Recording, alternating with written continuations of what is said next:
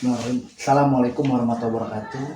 Waalaikumsalam warahmatullahi wabarakatuh. Sebelumnya saya ucapkan terima kasih kepada Ibu Kepala Sekolah SD Ketepatan Bumuru yang telah memberikan kesempatan untuk dalam kegiatan wawancara ini.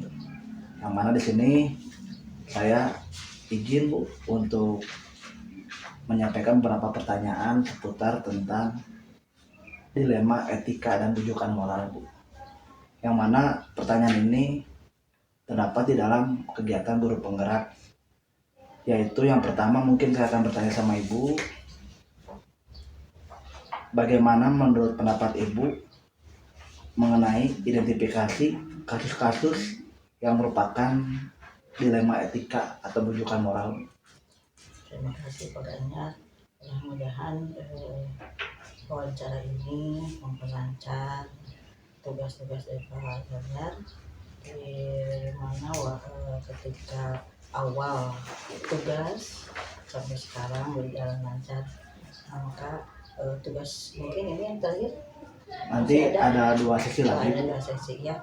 Setelah pelaksanaan dari segala materi, mungkin sekarang saatnya menambah wawasan yang mungkinnya dari wawasan yang didapatkan Pak Ganjar, memberikan pertanyaan-pertanyaan yang berkesinambungan berhubungan dengan manajemen sekolah. Mudah-mudahan dari permasalahan etika tadi, etika moral ini berdampak positif untuk terutama di lapangan anak-anak. Dilema di sini mungkin banyak hal. Sebetulnya sebelum Pak Ganjar jadi guru penggerak telah menemukan banyak dilema berhubungan dengan etika moral pada anak didik.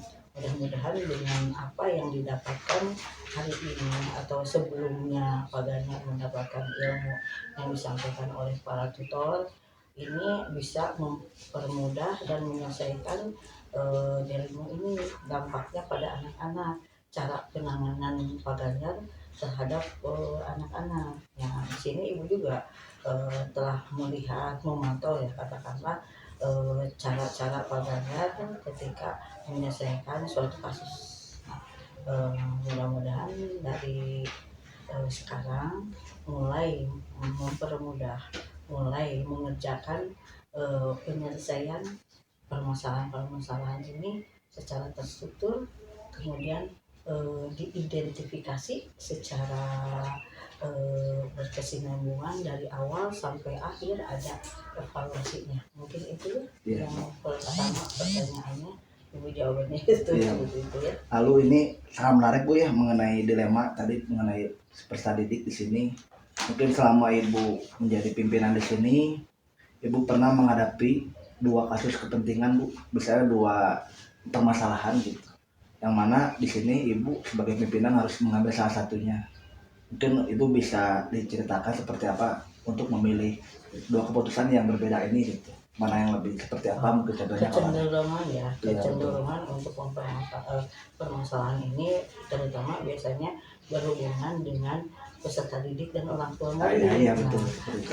Kalaulah kita ambil suatu kebijakan, pasti Ibu akan mengambil peserta didik, di mana anak itu kan dididik dengan guru-gurunya, diarahkan gitu ya, dari yang tidak bisa menjadi bisa, tidak condong ke orang tua, karena orang tua itu permasalahannya beda dengan peserta didik. Jadi otomatis Ibu akan mengambil yang berhubungan dengan peserta didik, yang berhubungan dengan KBM, dengan gurunya. Berarti itu yang akan Ibu ambil kalau ada permasalahan yang misalnya harus memilih ya, orang tua atau anak didik gitu, atau antara guru dengan peserta didik. Nah, berarti Ibu juga harus ambil satu keputusan yang bijaksana untuk memutuskan yang adil, yang seadil-adilnya. Berarti Ibu condongnya kalau dengan orang tua berarti pada peserta didik gitu ya. Lalu biasanya langkah-langkah pertama Ibu ketika ada permasalahan dengan orang tua peserta didik seperti apa gitu Bu? Kalau untuk suatu masalah tidak langsung mengambil keputusan ya, kita juga harus tahu latar belakangnya, ini permasalahannya dari mana, jadi identifikasi masalahnya berawal dari mana sehingga terjadi permasalahan ini misalnya menjadi jadi meluas atau melebar permasalahan ini. Jadi ibu berusaha yang masalah yang besar menjadi kecil, yang kecil diselesaikan dengan tidak ada muncul permasalahan yang lain. Biasanya seperti itu. Selanjutnya, hal-hal yang selama ini dianggap sangat efektif dalam putusan ini seperti apa, Bu? Kalau yang efektif mah ya ibu selalu mendiskusikan dengan guru-guru terutama. Jadi kita tahu latar belakang permasalahan itu muncul karena apa. Jadi secara efektif ibu selalu meluangkan waktu ya untuk mengidentifikasi dulu, tidak mengambil keputusan yang misalnya terburu-buru. Jadi kalau lebih efektifnya kami bekerja sama antara guru dengan kepala sekolah, kemudian dengan ya terutama dengan permasalahannya anak didik dulu, ada saksi-saksinya gitu. Jadi kita tidak bisa mengambil langsung dengan orang tua.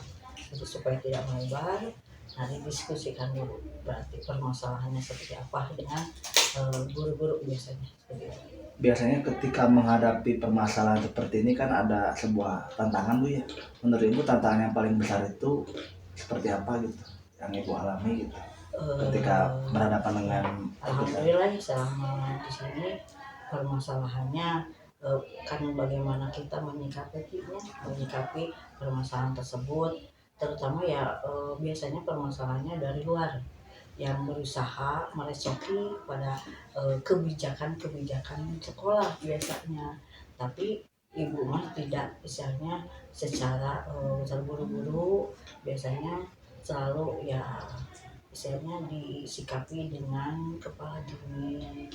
Nah, diselesaikan tidak secara terburu-buru, tidak dengan amarah, karena kita mengambil keputusan dalam keadaan marah nantinya tidak akan baik. Makanya ibu selalu berlindung pada Allah, karena hal ini juga digerakkan karena Allah.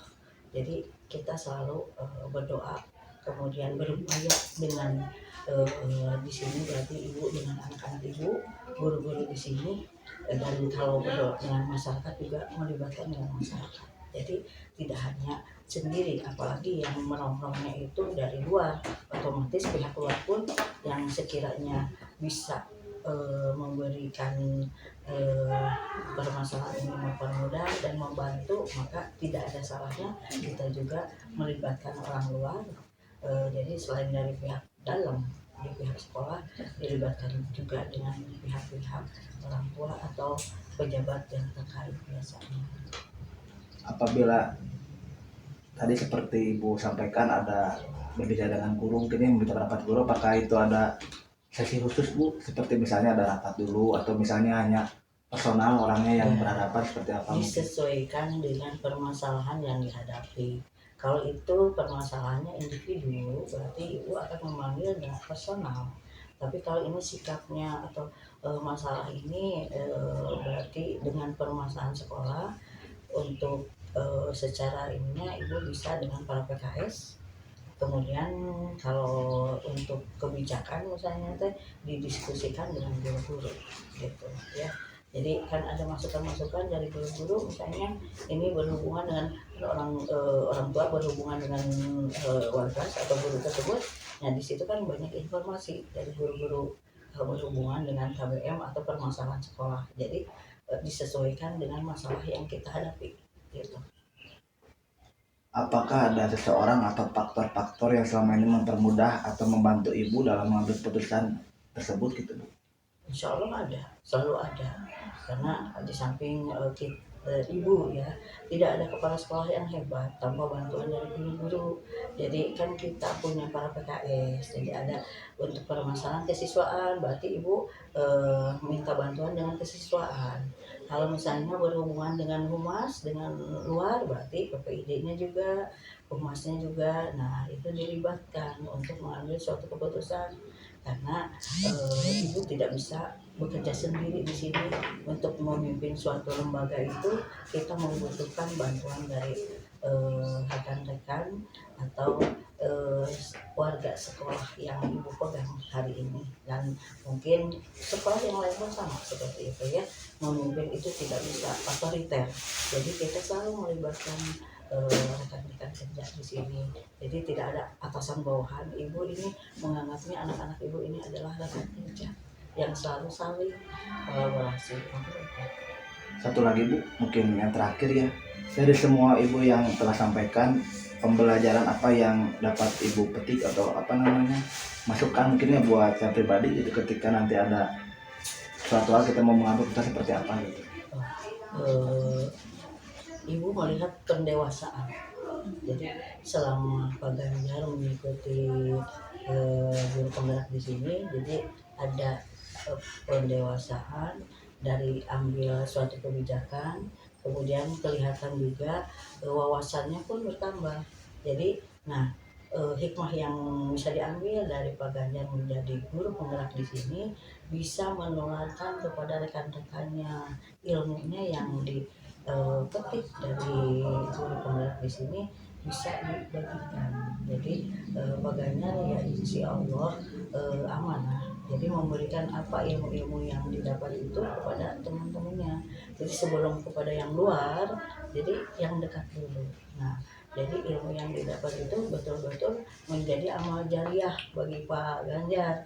Selain bisa meningkatkan SDM yang ada di SDN 146 ini. Mudah-mudahan apa yang Ibu lihat sekarang ini Pak Ganjar tidak berubah. Jadi tetap jadi semakin banyak ilmu seperti ilmu padi, semakin berisi itu semakin menunduk gitu ya. Jadi tidak ada kesombongan atau tidak ada ini, yang penting Pak Ganjar tetap berkolaborasi dengan teman-teman, karena selama ini juga kan istilahnya diskusi dengan teman-teman. Nah, jadi pendewasaan yang Ibu lihat hari ini mungkin seterusnya ya Pak Ganjar ya. Jadi jangan ada perubahan sikap yang misalnya ada perubahan sikap untuk apa dan merugikan kalau begitu makan, tapi perubahan sikap yang bersifat pendewasaan ini menuntut Pak Ganjar semakin dewasa, kemudian semakin bijaksana dalam mengambil keputusan. Mungkin itu yang Ibu selama ini perhatikan ya dalam pendampingan melihat ketika Pak Ganjar menjawab pertanyaan-pertanyaan dari tutornya. Nah, kelihatanlah ada perubahannya karena dari 3 bulan sekarang ya. Apa Pembelajaran itu selama 3 bulan. 6 bulan Tuh, selama 6 bulan berarti dari 6 bulan ini betul-betul dari tugas, dari pendampingan. Nah, membuat Pak Ganjar wawasannya bertambah, kemudian perubahan sikap untuk pendewasaan, kemudian berupaya untuk ke teman-teman juga memberikan misalnya imunisi ilmu yang didapat dari Pak Ganjar. Itu mungkin Pak Ganjar, terima kasih. Semoga apa yang didapat selama menjadi guru penggerak di sini bermanfaat khususnya bagi Pak Ganjar dan bermanfaat bagi rekan-rekan dan umumnya SDN 146 ini.